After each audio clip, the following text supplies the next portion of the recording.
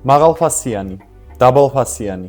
Ბევრჯერ გვინახავს ასეთი სიტუაცია. ორი თითქმის ერთი და იგივე ვიზუალის სანათი, ერთი ბევრად იაფიღებს, მეორე კი ძვირი. დაფიქრობ, ვიზუალი იგივე აქვს და რატოა ფასში ამ ხელსაწყოობა? გეტყვი, რა არის ამის მთავარი მიზეზი? მოდი განვიხილოთ პროჟექტორის მაგალითი. პირველი და ყველაზე მთავარი განსხვავება დიოდების ხარისხია. მაღალფასიან მოდელებში გამოიყენება მაღალი ხარისხის ბრენდირებული დიოდები, რაც უზრუნველყოფს ძლიერ, სტაბილურ და ხანგრძლივ ნათებას.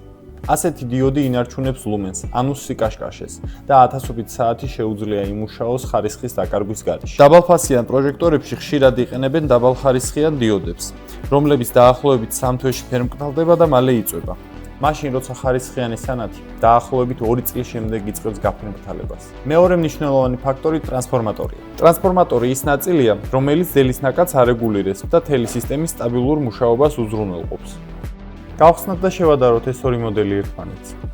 ბრენდარის მოდელებში ხარისხიანი ტრანსფორმატორია გამოყენებული, რაც პროჟექტორს მეტად სიცოცხლის უნარიანს ხდის. დაბალფასიან მოდელებში ტრანსფორმატორი ხშირად მარტივად ზიანდება, რაც მოწყობილობის ვადაზე ადრე გაფუჭებას იწვევს. მოდი ვნახოთ დაბალფასიანი მოდელის ტრანსფორმატორი. ამ მოდელს საერთოდ არ აქვს ტრანსფორმატორი. ამიტომაც გამოყენებიდან ერთ თვეში გადაიწყო. არ ირთვება.